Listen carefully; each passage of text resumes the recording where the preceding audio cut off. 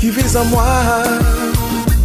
Oh, oh. Si je vis aujourd'hui, C'est toi qui vis aujourd'hui. Si je vis Aujourd'hui, Seigneur. Oh, éternellement. Bonjour peuple de Dieu, nous sommes très contents encore une fois d'être là devant vous ce matin, en ce 1er septembre, avec l'homme de Dieu, l'évangéliste Rosan Gombe, qui nous vient de la République africaine. Il a un programme ici aux États-Unis et nous avons voulu vraiment lui envoyer une invitation dans ce programme, fait qu'il a accepté de nous rejoindre aujourd'hui afin que nous puissions discuter d'un sujet qui, en tant que les enfants de Dieu, souvent ça nous ombre un tout petit peu. Mais vraiment, c'est une grâce de l'avoir parmi nous encore au studio aujourd'hui. Et sans plus tarder, nous allons encore une fois avant de saluer. Merci, homme de Dieu, d'avoir été notre invitation. Comment vous allez, comment vous portez? Ça va. Merci beaucoup pour la grâce que le Seigneur me fait de passer sur Eden Voice TV et débattre des sujets brûlants de nos jours, des sujets d'actualité, comme j'ai eu à, je crois, passer ici et à débattre sur la boisson. Et je crois que le Seigneur me ramène encore ici pour que nous puissions réfléchir un tout petit peu sur la polygamie en milieu chrétien. Et nous voyons qu'aujourd'hui, la polygamie en milieu chrétien, l'adultère en milieu chrétien, ces choses-là sont devenues à la mode. Et qu'est-ce que dit la Bible à propos? Qu'est-ce que nous en pensons? Quel est notre avis et notre modeste avis? Nous allons essayer de le dire. Mais très rapidement, si je préfère que tu prends ma tablette et que tu lises le passage de Matthieu 19, 1 à 9, et maintenant je te laisserai la place pour tes questions. Ok. Comme vous avez entendu, aujourd'hui ce sera un débat chaud sur la polygamie dans le milieu chrétien. Et si vous avez des questions, vous avez trouvé, n'hésitez pas à nous contacter, de nous appeler, vers le numéro et de mettre dessus, parce que c'est un sujet vraiment, comme il a dit, c'est un sujet brûlant. Et sans plus tarder, nous allons lire la parole de Dieu, comme il a dit dans Matthieu 19, du premier verset au verset 9. Lorsque Jésus-Christ eut achevé ses discours, il quitta la Galilée et alla dans le territoire de la Judée, au-delà du Jourdain. Une grande foule le suivit, et là, il guérit les malades. Les pharisiens l'abordèrent et dirent pour l'éprouver: est-il permis à un homme de répudier sa femme pour un motif quelconque? Il répondit: n'avez-vous pas lu que le Créateur au commencement fit l'homme et la femme, et qu'il dit: c'est pourquoi l'homme quittera son père et sa mère et s'attachera à sa femme, et les deux deviendront une seule chair. Ainsi ils ne sont plus deux, mais ils sont une seule chair. Que l'homme donc ne sépare pas ce que Dieu a joint. Pourquoi donc lui dirent-ils: Moïse a-t-il prescrit de donner à la femme une lettre de divorce ou de la répudier? Il leur répondit: c'est à cause de la dureté de votre cœur que Moïse vous a permis de répudier vos femmes. Au commencement, il n'était pas ainsi. Mais je vous dis que celui qui répudie sa femme, sauf pour infidélité, et qui en épouse une autre, commet un adultère. Homme de Dieu, nous venons de lire la parole de Dieu dans Matthieu 19, comme de le dire, de 1 à 9, et que Jésus-Christ de parler, que les pharisiens de demander à Jésus-Christ par rapport à l'union entre l'homme et la femme, s'il doit avoir une seule femme, s'il doit avoir beaucoup de femmes. Comme on vient de le dire, c'est un sujet brûlant, la polygamie chez le chrétien. Pour commencer d'abord, rien qu'en lisant ce passage-là, nous avons une idée claire de ce que Dieu veut pour chacun de nous. Pour le Seigneur, la vision, elle est unique. C'est-à-dire qu'il créa Adam et Ève. Ouais. Une femme pour un homme pour une femme. Et là, Jésus de conclure en disant: les deux deviendront une seule chair. Donc, pour Dieu, un homme pour une femme pour un homme. C'est vrai que dans ce monde-là, les gens disent qu'il y a beaucoup de femmes et il est question que nous, les hommes, nous faisons un peu plus de place aux femmes en épousant 2, 3, 4 ou dans certains pays, il est permis d'épouser jusqu'à 4 femmes. Dans mon pays, il est permis aux gens d'épouser jusqu'à 4 femmes. Et dans beaucoup de pays, la polygamie, elle est permise. Mais dans le milieu chrétien, la polygamie n'est pas permise. J'étais étonné un jour quand je passais YouTube. J'écoutais un débat sur YouTube d'un pasteur qui défendait la polygamie et qui s'est marié avec 8 femmes. Et je dis que bibliquement, c'est pas possible. Dieu n'autorise pas la polygamie. Par contre, Dieu autorise la monogamie. Et si vous le voulez, je donnerai mes arguments par rapport à ceci. Ok, merci beaucoup pour cet éclaircissement. Maintenant, nous allons rentrer dans le vif du sujet. Polygamie chez le chrétien. Quand on va, moi je prends l'exemple par exemple de Salomon. C'est un homme que Dieu a béni énormément. Le plus riche, je peux dire, du monde, je peux le dire, si je le permets. Mais on a dit qu'il avait 700 concubines. Et je ne sais pas combien de femmes, je ne sais pas trop. Mais déjà, ça dépasse 2 déjà. Et Dieu avait la main sur lui. Même David aussi. Bon, Dieu dit que David, c'est l'homme selon mon cœur. Mais on le voit avec 2 femmes. Mais bon, ici, Jésus-Christ nous dit qu'au commencement, il a dit au commencement, Dieu a fait l'homme et la femme. Mais comment au temps de David et Salomon, ils pouvaient aller avec 2 ou 3, 4 et Dieu ne parlait pas? Ah, c'est très très très bien de souligner ces exemples bibliques pour nous permettre de réfléchir à côté. Quand vous parlez de Salomon qui a 700 concubines et 300 femmes, qui avait au moins 1000 femmes et qui faisait 3 ans pour tourner tout autour. Mais quelle a été la fin de Salomon? Et je vous laisse la latitude de voir la fin de Salomon et comment Salomon a été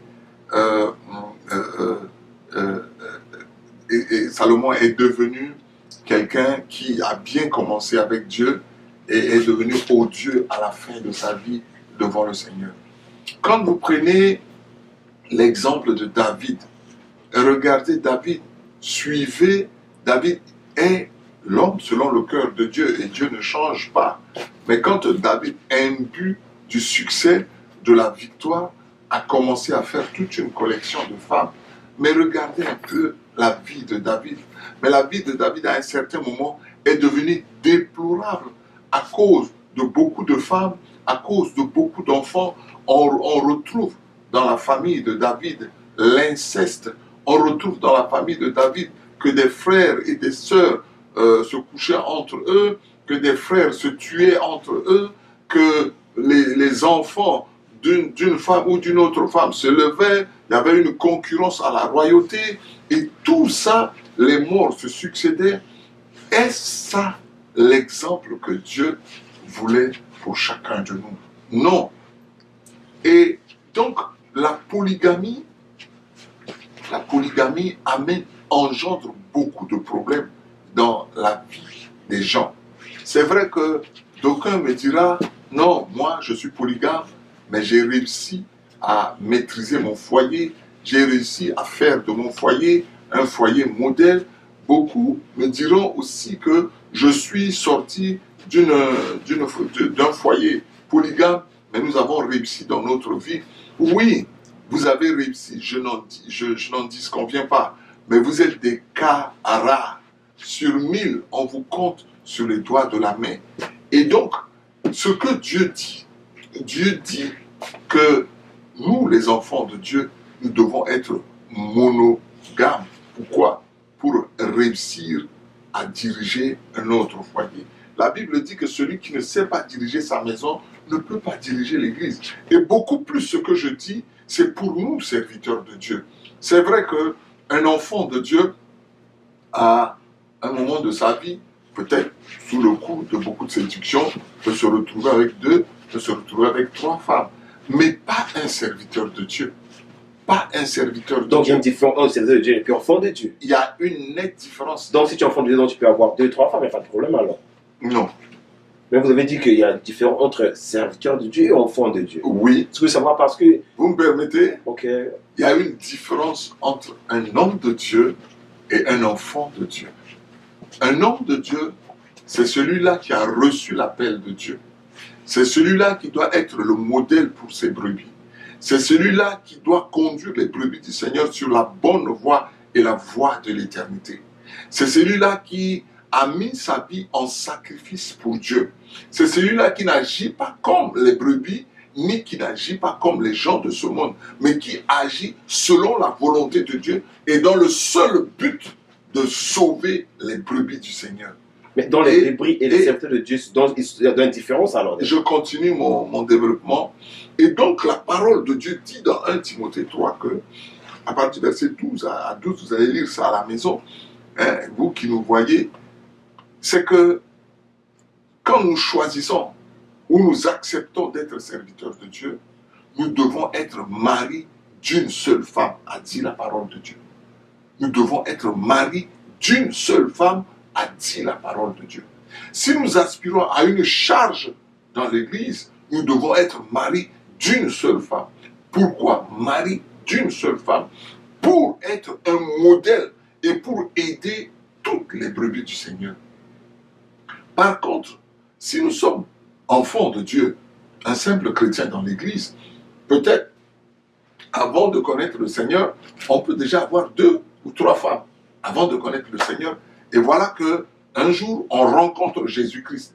Mais puisqu'on rencontre Jésus-Christ, la Bible dit qu'il faut rester tel que nous sommes devant le Seigneur. Quand nous rencontrons Jésus-Christ et que nous avons 2 ou 3 femmes, ce que la Bible nous conseille, c'est maintenant de savoir diriger sa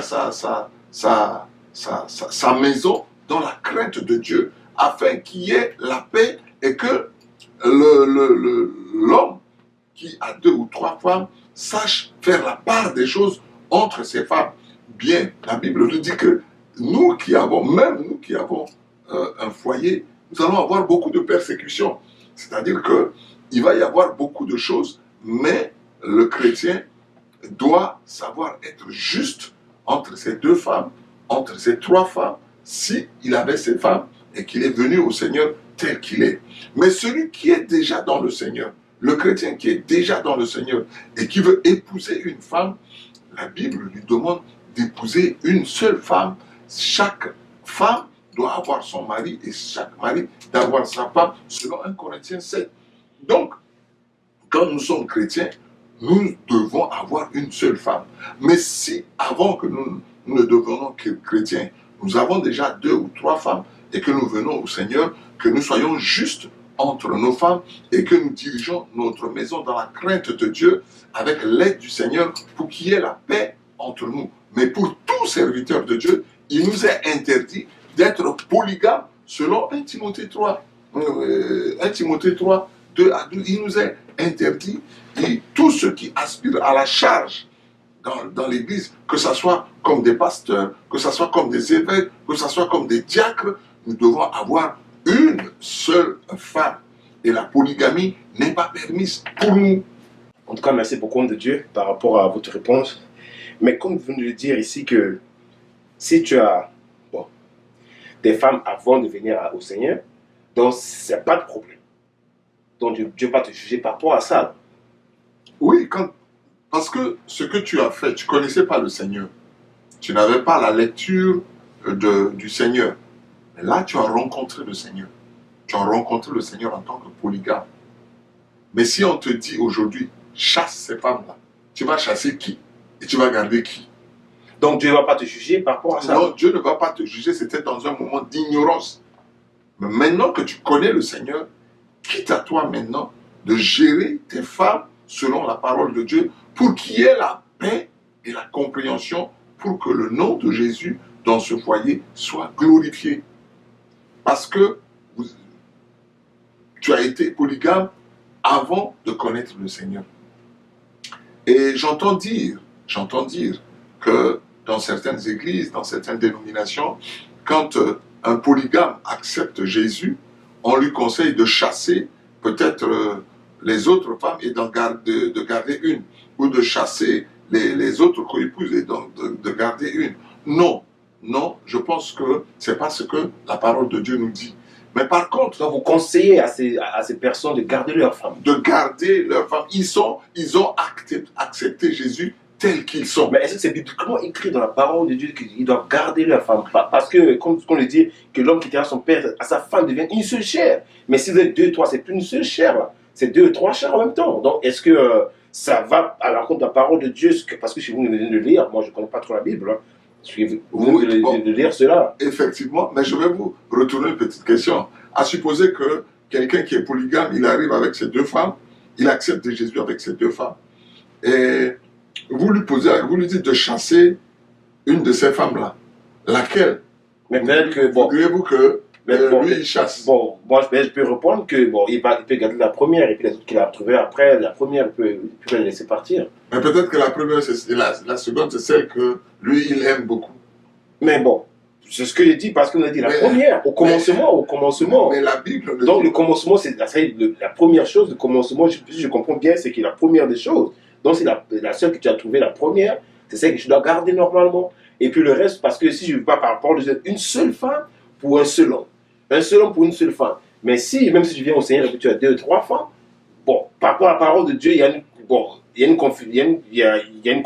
Et aussi, vous dites que si je ne connais pas le Seigneur, d'abord, et si je connais le Seigneur, je dois prendre, mais David connaissait le Seigneur. Seulement connaissant le Seigneur. Beaucoup d'hommes de Dieu connaissaient le Seigneur. Allons doucement. Allons doucement. Parce que c'est un sujet que... Oui, permettez que je réponde d'abord et on va aller pas à pas. Quand tu dis que un homme polygame arrive, il accepte Jésus, il va se débarrasser des autres femmes et pour garder seulement une femme. Mais je t'ai dit laquelle lui il doit chasser et laquelle doit rester. Pour toi, tu dis le commencement, c'est-à-dire que la première. Mais ce que la parole veut dire. Je continue. Quand nous lisons dans 1 Timothée 3, à partir du verset 2 jusqu'à 12, il est dit que l'évêque ou que le diacre soit mari d'une femme. C'est-à-dire que si la parole de Dieu insiste pour que l'évêque, pour que le pasteur, pour que le diacre soit mari d'une femme, c'est que parmi les chrétiens, il y a des chrétiens qui ont deux femmes. Et on est en train d'insister sur les bergers pour leur dire, attention, vous qui êtes bergers, vous devez avoir une seule femme. Donc un serviteur de Dieu, un évêque ou un pasteur, en tout cas n'importe lequel, qui doit assurer des fonctions, doit avoir une seule femme. Une seule femme. Mais maintenant, on voit des pasteurs qui ont deux, trois femmes, et puis c'est normal. Ça, c'est pas normal. Bibliquement, c'est pas Mais normal. ils trouvent des raisons pour justifier leur... Effectivement, quand nous parlons de Salomon, quand nous parlons de Moïse, Salomon n'était pas pasteur. Salomon, David, c'était des rois.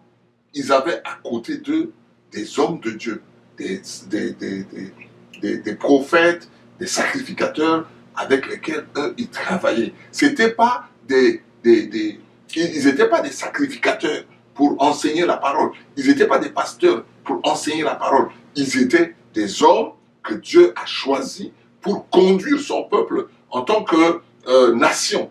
Ils étaient des rois qui conduisaient le peuple d'Israël. Ils n'étaient pas la parole.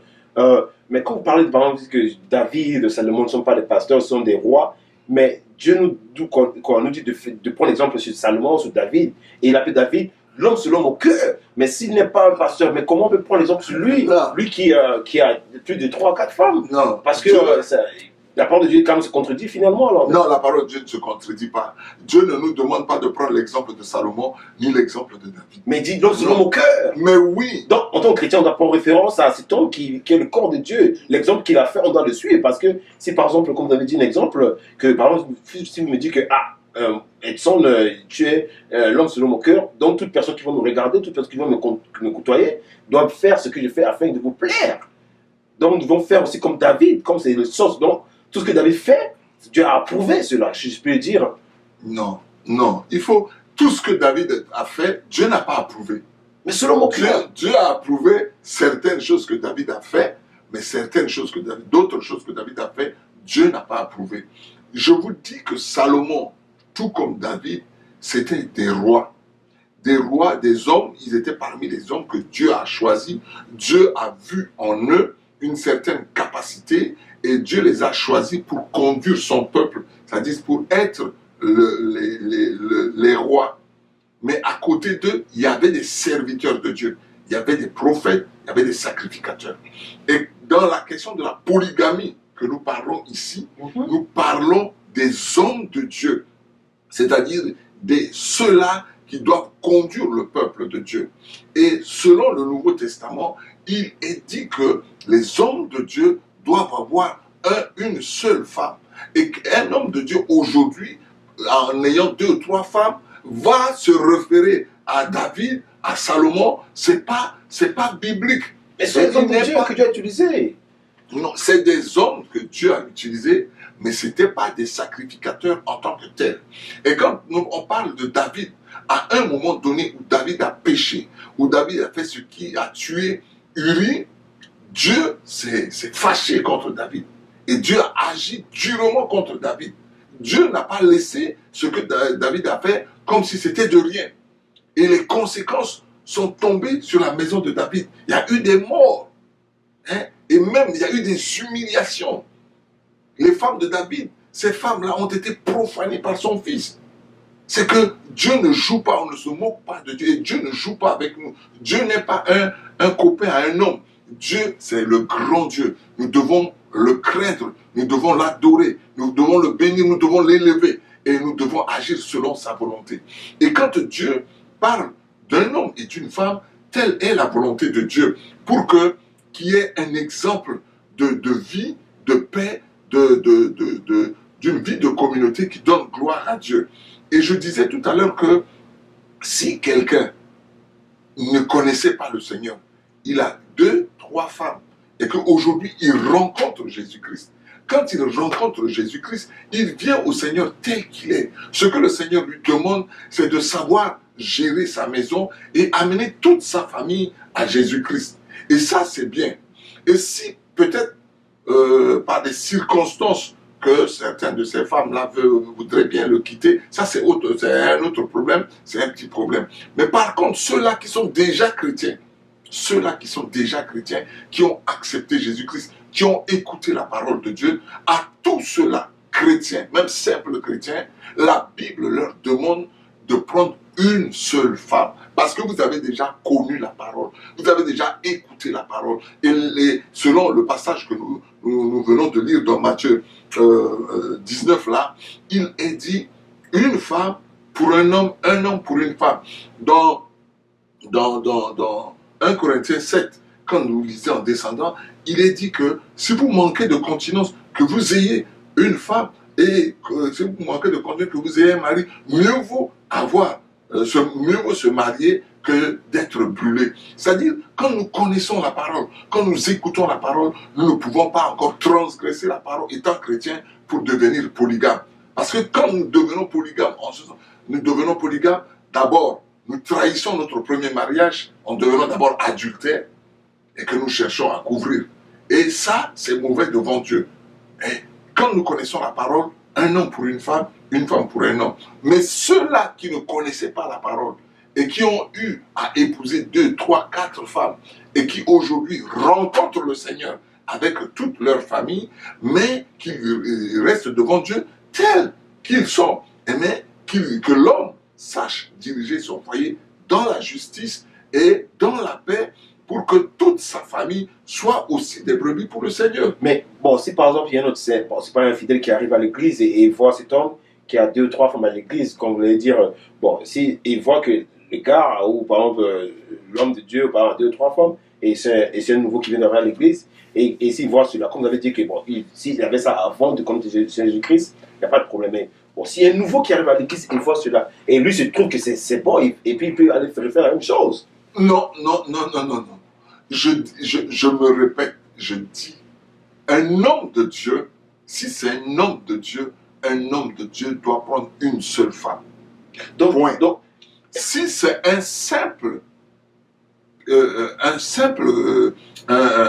une personne qui ne connaissait pas Dieu et qui avait déjà épousé ses femmes et qui un jour rencontre le Seigneur, doit garder ses femmes, doit garder sa famille.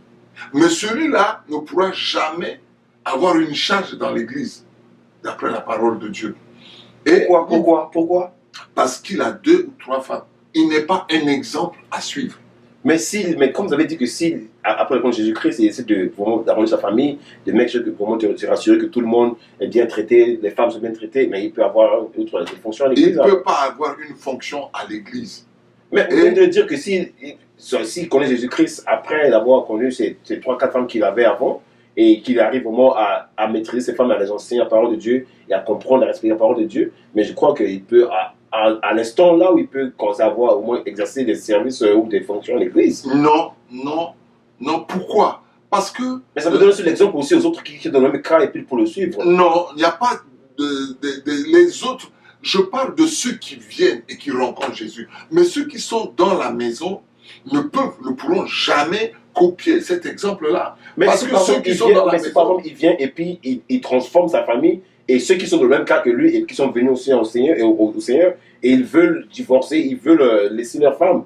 Et en le voyant, peut-être que ce serait un exemple pour dire que bon, j'ai mes femmes que j'avais avant, bon, en voyant cet homme de Dieu, en voyant ce serviteur de Dieu, je peux copier ce qu'il a fait, et puis aussi essayer de régler ma famille sur Jésus-Christ. Mais celui-là n'est pas serviteur de Dieu, celui-là c'est un chrétien, c'est un simple chrétien qui, avec ses épouses, et qui est venu au Seigneur avec ses épouses. Et s'il y a un autre chrétien aussi qui avait ses épouses, et qui a connu le Seigneur, mais il n'y a pas de problème que ceux-là vivent dans la paix et dans la compréhension de la parole de Dieu, et que cette famille-là enseigne chaque femme, chacun de ses enfants à avoir la crainte de Dieu.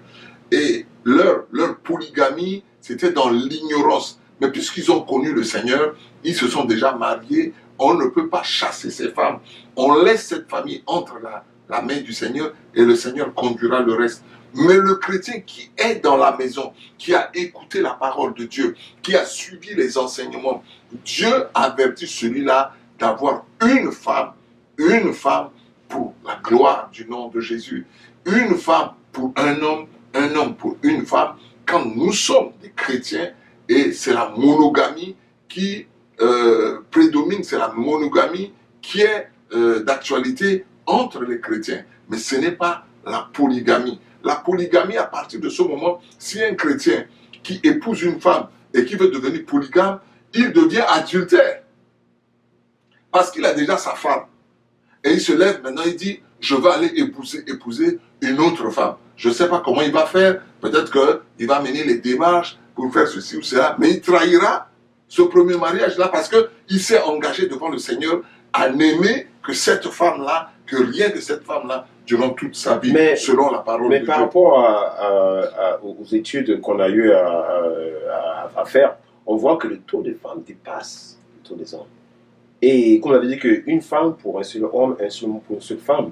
Mais si on fait les calculs, mais il y aura beaucoup de femmes qui vont rester, qui pourront se marier. Bon, à la fin, qu'est-ce qu'elles sauront? Parce qu'elles vont se dire, au moins, je préfère au moins être la femme de celui-là, même s'il a 2 ou 3, pour porter son nom quand même. Parce que à la fin du temps, il y aura peut-être des femmes qui pourront jamais se marier. Là. Bon, c'est vous qui le dites, d'après les études. Je ne me suis pas approché pour connaître un tout petit peu le statistique de nombre de femmes, mais je dis la chose simple. Quand la Bible dit que Dieu a pris une côte d'Adam pour fabriquer une femme, c'est que quand il y a une femme quelque part, il y a aussi son mari quelque part. Quand il y a une femme, il y a aussi son mari. Quand il y a une femme, il y a aussi son mari. Vous allez encore me poser la question de savoir, mais pourquoi il y a beaucoup de femmes qui sont sans mari? Exactement. Mais la chose, elle est simple. Si vous voyez la plupart des femmes qui sont sans mari aujourd'hui, elles ont eu à épouser des hommes. Mais des fois, ce sont elles qui ont abandonné ces hommes-là pour des ambitions personnelles. Peut-être qu'elles pensent que ces maris-là n'ont pas suffisamment d'argent pour les entretenir. Ces maris-là ne sont pas suffisamment aguerris pour les recevoir, ou ces maris-là ne répondent pas à leurs attentes, et elles ont abandonné ces maris pour la plupart. Et quand elles ont abandonné ces maris-là pour aller vers d'autres maris, elles se rendent compte que les autres ne sont pas encore à la hauteur, et au finish, elles se retrouvent dans l'impasse. Or, peut-être que le premier mari a été le don de Dieu, et c'est elles qui ont négligé ce premier mari. Vice-versa, je parle des femmes, je parle aussi des hommes. Il y a certains hommes aussi qui ont refusé la femme que le Seigneur leur a donnée, et aujourd'hui, ils se retrouvent dans l'impasse. Donc, on ne peut pas accuser Dieu pour ce que nous, les hommes, nous faisons, pour ce que nous, les femmes, nous faisons. Mais si nous cherchons la face de Dieu, vous allez voir que le statistique de Dieu va être vrai, un homme pour une femme pour un homme, et le monde ne souffrira pas de cet état de célibataire, parce que vous découvrez aujourd'hui, il y a beaucoup de choses qui se passent que je m'abstiens d'en parler. Il y a certains hommes qui ne veulent plus épouser de femmes, il y a certaines femmes qui ne veulent plus épouser des hommes parce qu'ils ont des attirances, des ambitions personnelles, ils ont des choses qu'eux-mêmes ils font, et que vivre avec une femme ne les intéresse plus, vivre avec un homme ne les intéresse plus. Pire encore, il y a même des couples qui ne veulent plus d'enfants. Ça, ce sont les signes des fins des temps. C'est les signes des fins des temps. Il y a beaucoup de choses. Ne dites pas et ne prenez pas de prétexte en disant il y a beaucoup de femmes. Dans ce cas, il faut dans l'église, les chrétiens épousent 2 ou 3 femmes. Non. Mais souvent, quand tu vas dans les églises, tu vois, il y a beaucoup de sœurs qui cherchent à se marier, et il y a peu d'hommes. Et par exemple, s'il y a un frère qui est dehors, qui vient pour les épouser, ils disent non, elle veut marier un chrétien, mais dans l'église, il n'y a pas d'hommes. Bon, alors là, celui par exemple, qui est à l'église, par exemple, le frère qui a déjà marié, et puis qui parle à sa femme, dit ah, vraiment, est-ce que c'est pour faire qu'on puisse prendre 2 ou 3? Et si elle est d'accord, et si la femme est d'accord que son mari puisse avoir 2 ou 3 femmes, est-ce que ça aussi c'est. Parce que là, il est venu vers elle, il lui a parlé, et si elle a accepté qu'il puisse aller marier une seconde femme, est-ce que c'est. Ça c'est la logique humaine, mais ce n'est pas la logique de Dieu. Mais si même elle a accepté que. La logique de Dieu, elle est différente de la logique humaine. Pour Dieu, un homme, une femme. Point. Mais comme le raisonnement de l'homme. Excusez-moi, pasteur, excuse-moi, ça m'a coupé la parole. Mais selon Dieu, selon la logique de Dieu, l'homme, un seul homme, une seule femme. Mais quand il a créé Adam et Ève, on l'a vu dans la Bible, quand il a créé Ève, mais après ça, il a laissé que certains de ces soi-disant serviteurs qui l'ont servi, qui ont pour élever son nom, ils avaient 2 ou 3 femmes. Mais il a permis cela. Et pourquoi aujourd'hui encore, on donne des messages contre la polygamie? Je vais te dire quelque chose, mon bien-aimé. Et je te demanderai de souffrir un peu pour m'écouter. Okay. Vous savez, quand Dieu a créé l'homme, Dieu a laissé l'homme libre. L'homme est libre de son choix. L'homme est libre de sa décision. L'homme est libre des actes que lui-même y pose. Dieu ne vient pas s'imposer dans la vie d'un homme. Quand Dieu a créé l'homme, la force que Dieu lui a donnée à l'homme, c'est la capacité de choisir. Quand vous lisez dans Deutéronome, je crois, 30, à moins que je me trompe, dans Deutéronome, il est dit ceci: je mets devant toi la vie et la mort, la bénédiction et la malédiction. Choisis la vie afin que tu vives, toi et toute ta famille. Qu'est-ce que cela signifie? Dieu met devant l'homme 2 choses, la mort et la vie, la bénédiction et la malédiction. Mais Dieu dit à l'homme, choisis. Choisis.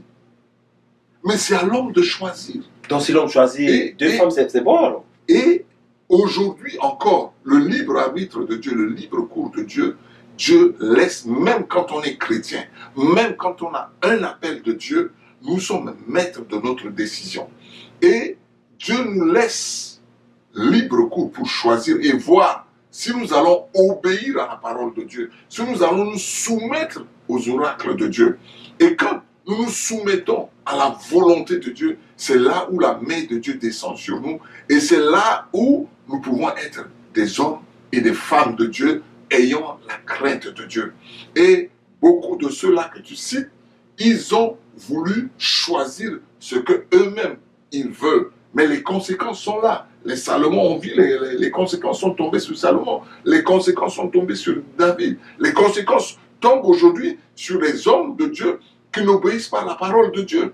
Sur les chrétiens qui n'obéissent pas à la parole de Dieu. Ils sont libres de choisir. Mais tout est permis, tout n'est pas utile. Nous pouvons faire tout ce que nous voulons, mais tout ce que nous voulons n'est pas aussi la volonté de Dieu. Nous faisons beaucoup de choses, mais ces choses-là ne sont pas la volonté de Dieu. Nous pouvons nous réclamer dans nos raisonnements en pensant que Dieu est avec nous. Dieu n'est pas avec nous.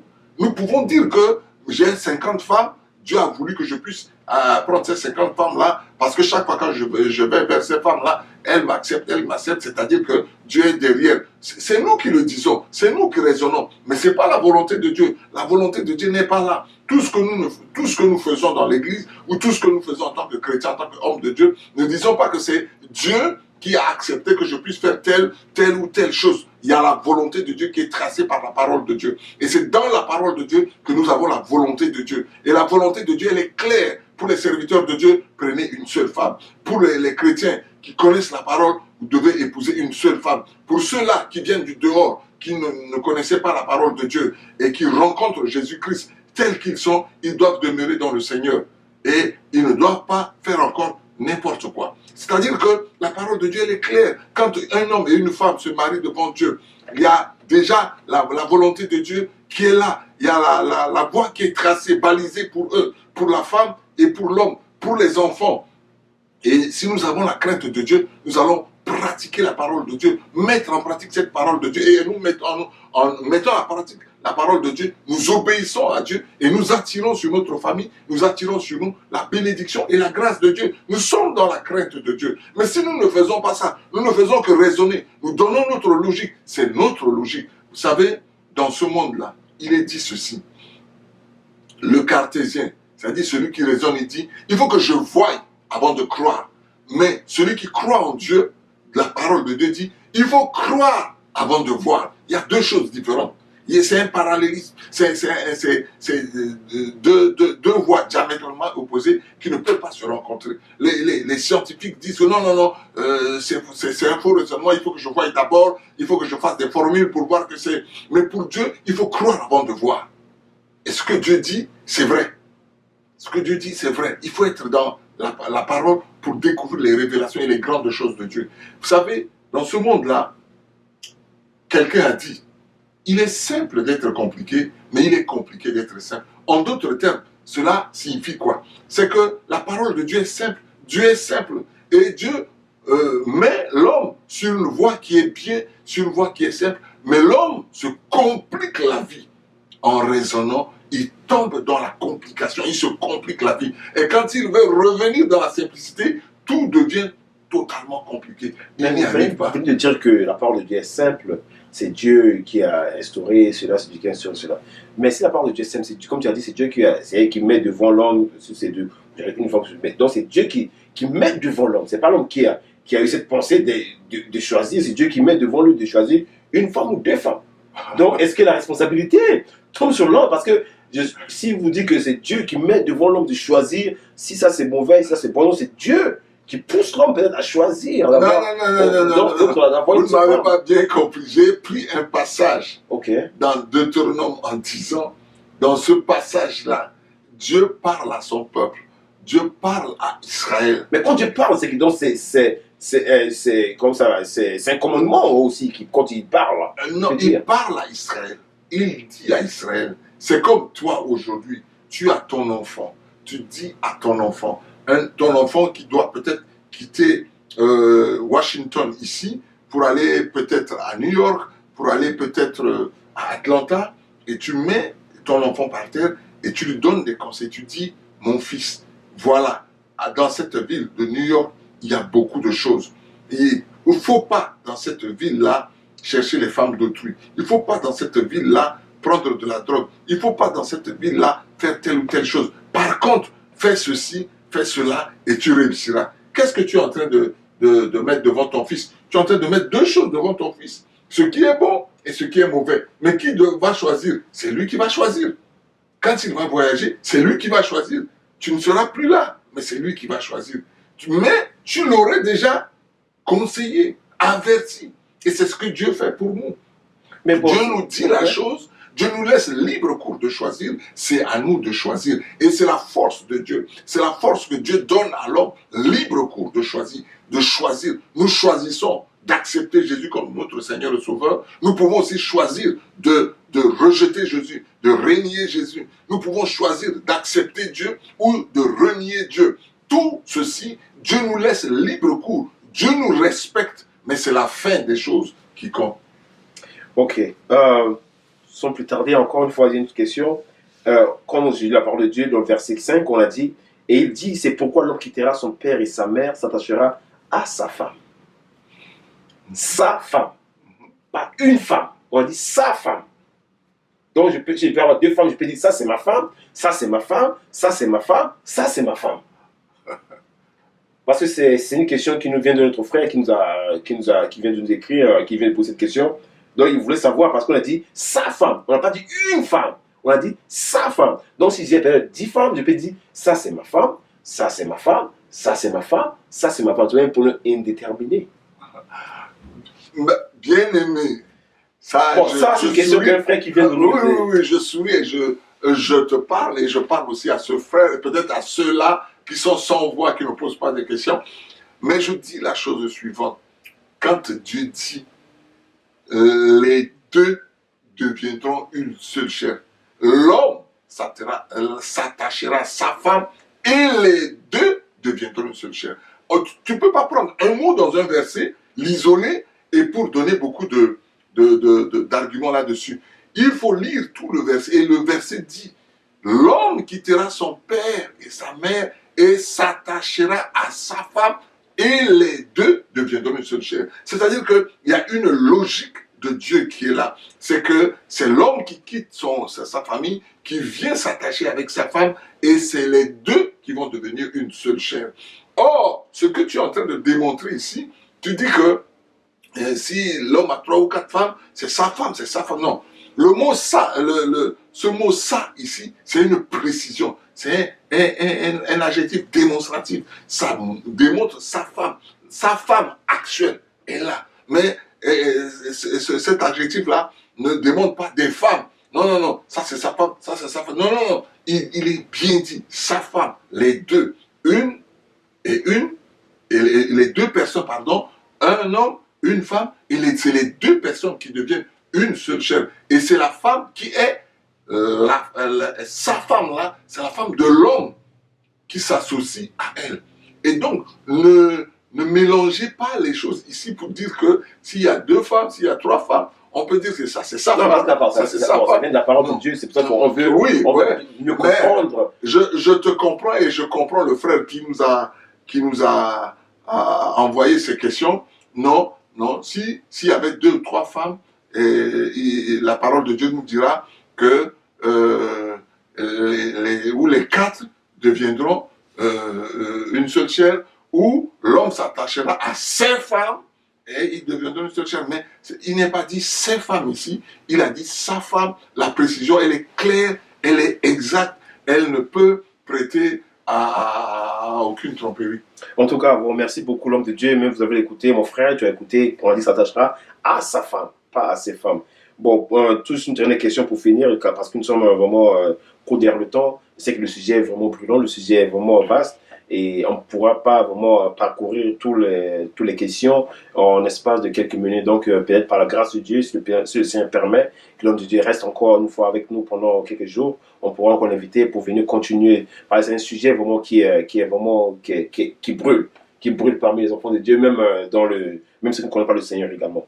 La dernière question que je voulais poser, homme de Dieu, c'est, comme vous voulez dire que les hommes de Dieu, par exemple David, Salomon, c'était pas des hommes de Dieu, c'était des rois, et bon, ils pouvaient avoir des femmes, des trucs.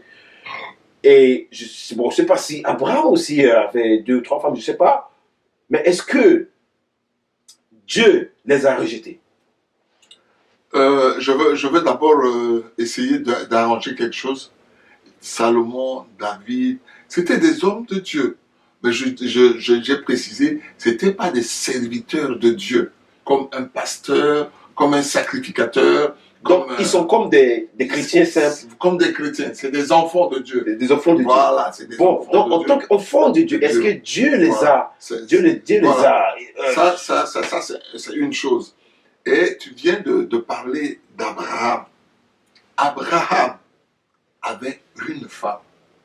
Abraham Ok. avait une femme. Et quand nous lisons l'histoire d'Abraham, nous allons voir que Abraham et Sarah avaient une promesse de Dieu. Sarah était stérile et Dieu est venu et Dieu a parlé à Abraham. Dieu a dit que je vais vous donner une postérité.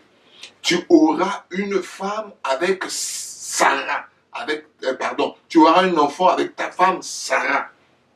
Et c'était la promesse donnée. Et qu'est-ce qui s'est passé? Au fil des années, Sarah se voyait vieillir. Elle était complètement flétrie.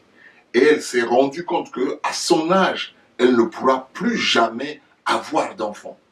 Et c'est là où le raisonnement vient à Sarah. Ce n'est plus Dieu. Sarah a eu un raisonnement. Et Sarah se dit, mais je suis complètement vieille.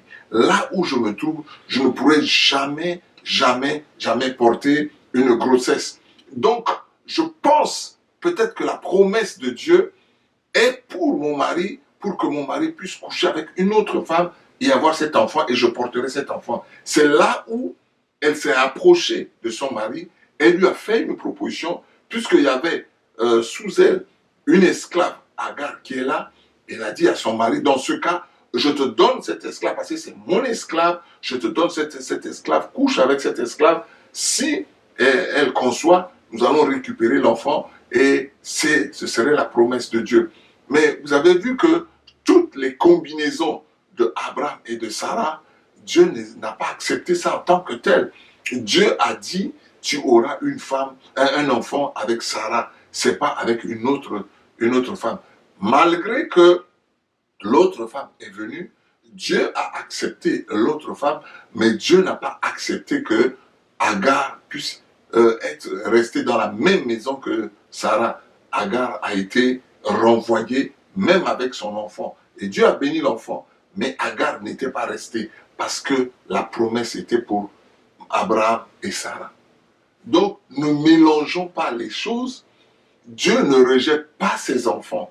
Quand même si aujourd'hui vous commettez un péché et que vous revenez devant Dieu, le Seigneur, vous vous repentez devant Dieu, vous demandez pardon à Dieu, Dieu va vous accepter. Mais ce qui est là, vous allez subir les conséquences de votre péché.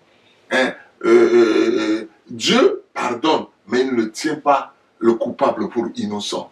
Vous pouvez demander pardon à Dieu. C'est vrai, Dieu va vous accepter. Mais les conséquences de vos péchés, vous allez les subir.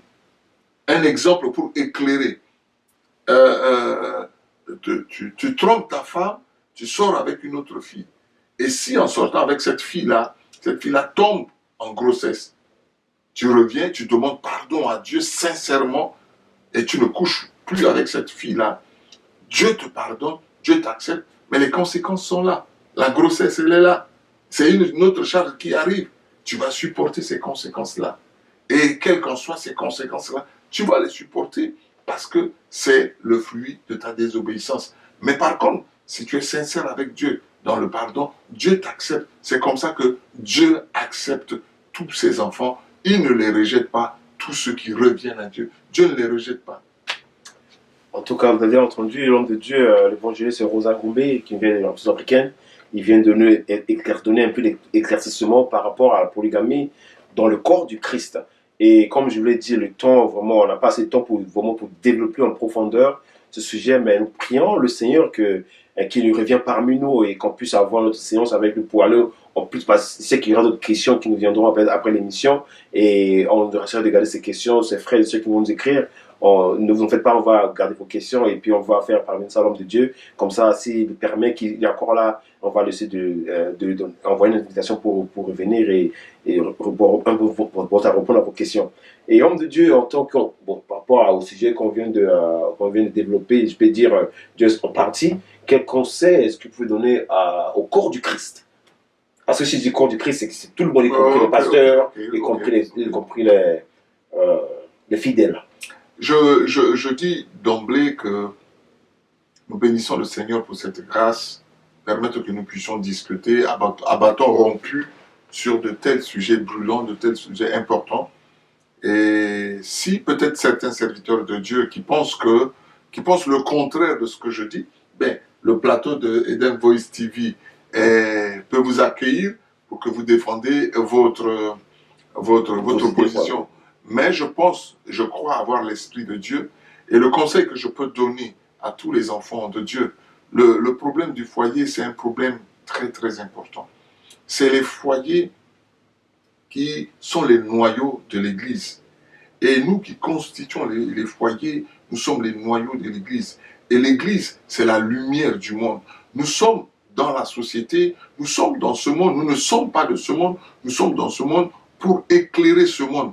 Et éclairer ce monde, c'est être un exemple dans ce monde, un exemple de comportement, un exemple de foyer, un exemple d'homme, un exemple de femme, un exemple d'enfant, un exemple dans le travail, dans tout ce que nous faisons en tant que chrétiens, nous devons être des modèles et que le monde doit nous suivre, le monde doit copier sur nous. Alors, si le monde doit copier sur nous, nous devons être exigeants en nous-mêmes. Nous devons traiter, comme l'apôtre Paul le dit dans 1 Corinthiens 9, verset 27, « Je traite durement mon corps, je le tiens assujetti, de peur qu'après avoir prêché aux autres, je ne sois moi-même rejeté. » C'est-à-dire que nous devons traiter notre corps à obéir à Dieu, à obéir à la parole de Dieu et à marcher selon la parole de Dieu. Et le foyer, c'est un point capital. Un point capital. Il suffit qu'un chrétien ne sait pas gérer son foyer, ne sait pas gérer sa famille, tout de suite, il va être l'objet des murmures, ça et là, l'objet, même un scandale au sein de la population, au sein de la société. Et les gens vont dire, ah, mais voilà un tel serviteur de Dieu, oh, voilà un tel chrétien, oh, mais si les chrétiens agissent comme ça, oh, mais si les serviteurs de Dieu agissent comme ça. Et là, ne donnons pas l'occasion au diable de blasphémer le beau nom de Jésus que nous portons. Nous devons être exigeants avec nous-mêmes pour que nous réussissons dans notre vie conjugale, nous réussissons dans nos foyers, nous réussissons dans nos familles pour être réellement la lumière de ce monde, le sel de ce monde, le guide de ce monde, le modèle de ce monde. Et car la société regarde à nous et le monde regarde à nous. Et nous croyons que Jésus est en nous, nous sommes véritablement le modèle, nous sommes véritablement les vainqueurs, nous sommes véritablement les champions et gardons le flambeau haut de l'évangile pour que toute la gloire soit donnée à notre Seigneur et Sauveur Jésus. Amen, serviteur de Dieu, comme vous avez entendu, un seul homme pour une seule femme pour un seul homme. C'est ce que vient de dire le serviteur de Dieu, l'évangéliste Rosa Gombe. Pour terminer, nous voulons demander à l'homme de Dieu pour prier pour le corps du Christ, afin que Dieu puisse les révéler, avoir une révélation par rapport à ce sujet, même si on n'a pas pu aller en profondeur, mais que Dieu même révèle cela à ses enfants qui nous regardent, afin qu'ils puissent comprendre l'importance d'avoir un seul homme et une seule femme en tant que mari ou femme.